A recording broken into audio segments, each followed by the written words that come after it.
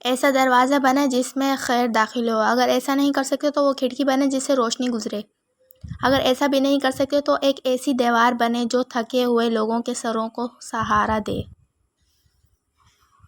آزمائش صرف مصیبت کے ساتھ ہی نہیں آتی بلکہ بعض اوقات خوشحالی، صحت، دولت اور جوانی بھی آزمائش ہوتی ہے۔ اگر گناہوں کے باوجود دنیا فراخ ہو رہی ہے تو یہ اللہ تعالیٰ کی طرف سے ایک ڈھیل ہے۔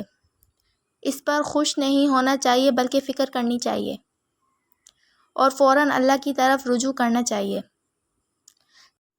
جب زندگی بکھرنے لگے، جب آنکھوں سے آنسو ٹپکنے لگیں، جب حوصلہ ٹوٹنے لگے، جب خاموشیاں بیان کرنے سے باہر ہونے لگیں اور جب دل دکھ سے بھرنے لگیں، تب ذرا سا رکیں اور رک کے سوچیں، ہاں کوئی نہیں مگر رب تو ہے نا ہمارے ساتھ، اور وہ سب سے بڑی طاقت ہے۔